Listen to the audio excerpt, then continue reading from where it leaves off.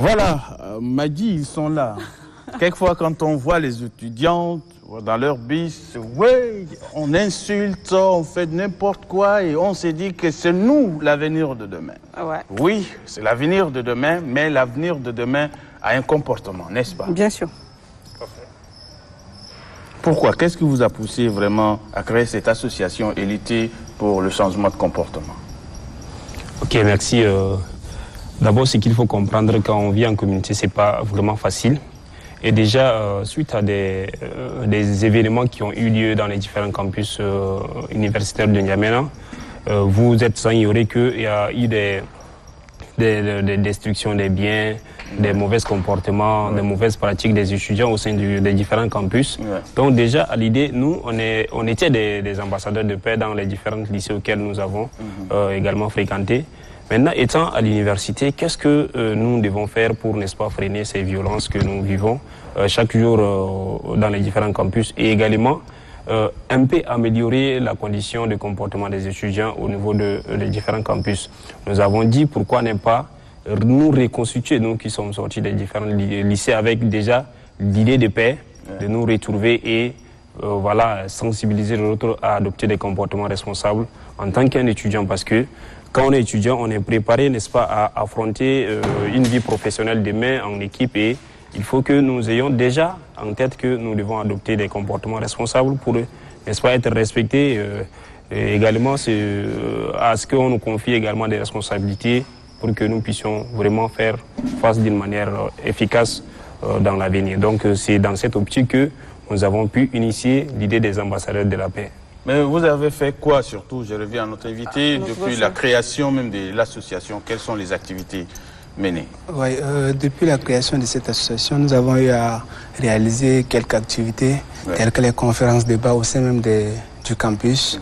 Et parfois on organise des journées de sensibilisation, pas dans les amphis pour passer un peu le message.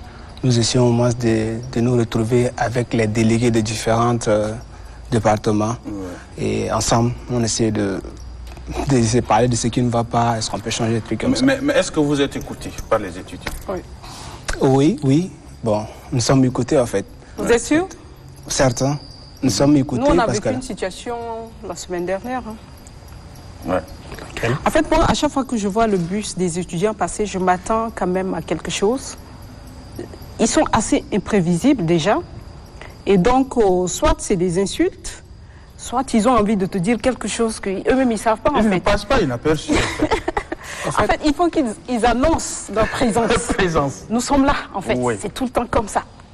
Oui, en fait, sur ce point, vous avez raison, parce que là, nous venons de différentes communautés, nous avons reçu de différentes éducations et tout. Et c'est la faculté qui nous a réunis. En fait, c'est sur cet aspect qu'on a vu que voilà, ça va de mal en pire. Donc si seulement nous pouvons rester comme ça, les bras croisés, ça ne doit pas changer en fait. Non, ça ne changera pas. Et ce qui est sûr, ce n'est pas tous les étudiants qui font pareil. Non. Ce n'est pas tous les étudiants. Il y a certains bus, quand les bus passent, en fait, les passagers, on ne dit rien en fait. Et ce n'est pas tous les étudiants qui sont dans le bus là, qui insultent, les trucs comme ça. Donc, c'est sur cet aspect-là qu'on a décidé de passer ces messages et voilà.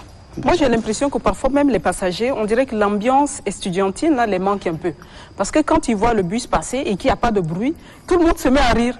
Et dit, mais qu'est-ce qui se passe aujourd'hui? Moi, une fois, je me suis dit, ils ont faim, c'est tout. Oui. Ils ont faim. Souvent, ils sont nerveux.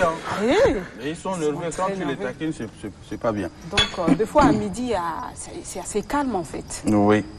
Mais quand tu les croises le matin et surtout le soir, ça y est, les dégâts. Vous l'avez testé, vous avez expérimenté ça un peu. Moi, j'ai envie de savoir. Peut-être, il arrive, il y a des choses où nous-mêmes, on l'aura vécu. On a eu à le faire. Et on s'est dit, un beau jour, c'est pas bien. Je vais essayer de sensibiliser les autres en partant, moi, de mon expérience ou de mon exemple. Est-ce qu'ils vont le dire? Un étudiant discipliné. Ils vont le dire. Je suis comme elle venait de dire, je suis un étudiant très discipliné et également, je ne sais pas...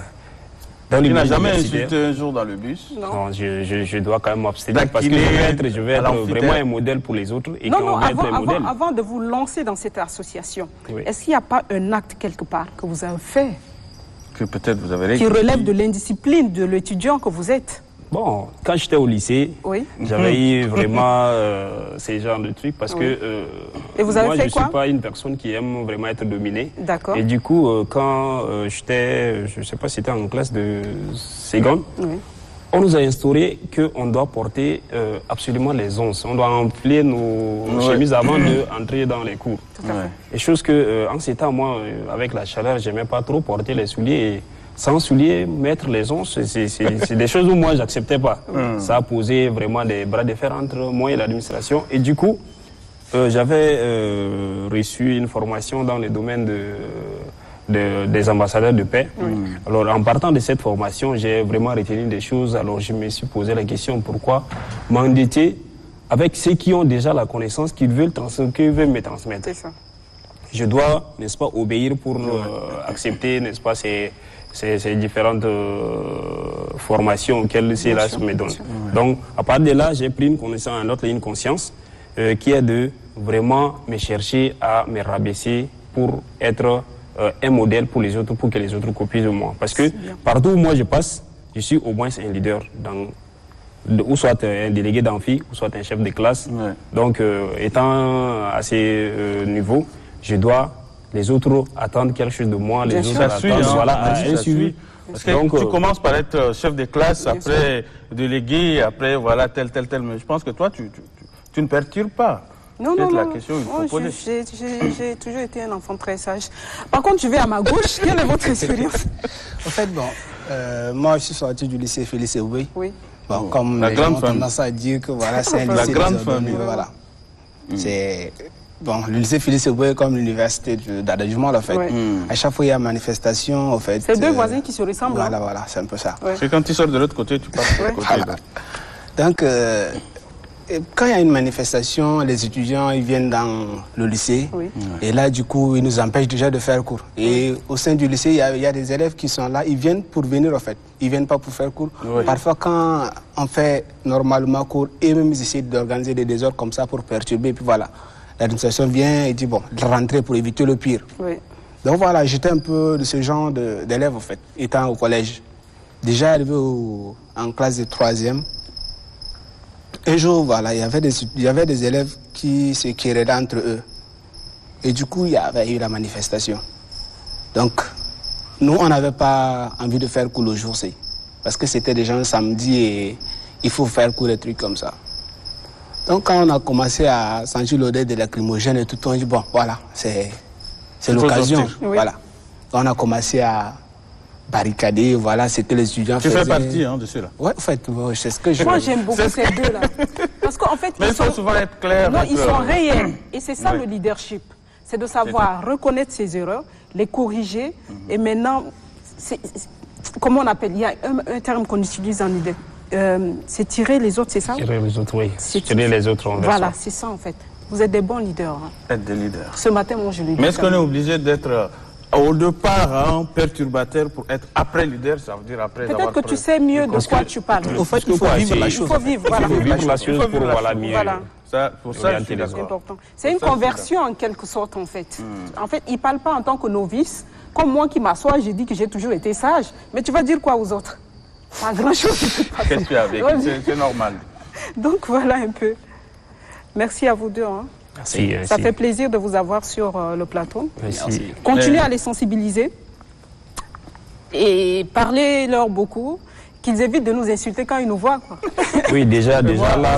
Peut-être que vous permettez, nous allons vous maintenir, continuer. Et également dire de l'autre côté merci à notre invité parce que voilà, nous allons faire place à Olive qui est là. Olive peut venir sur le plateau. Merci quand même d'être là. Merci. Et on aura peut-être une autre occasion. Maintenant, j'aimerais revenir à notre invité. Quand je disais, est-ce qu'on est obligé d'être perturbateur avant d'être leader? Parce que là, moi, je reconnais, souvent, j'étais chef de classe, souvent oui, je perturbe, ça je reconnais. En tant que chef de classe. Un peu. Là, je fais coucou à mon enseignant qui m'a beaucoup orienté.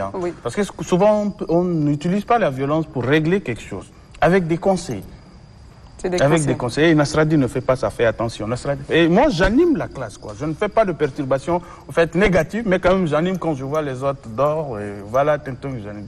L'enseignant s'appelle... C'est quand même le contraire. Hein. Voilà. Oyo Bourma, je fais quand même un clin d'œil spécial à lui. Ah, voilà. Clin d'œil. Voilà, clin d'œil à M. Nang Oyo Bourma.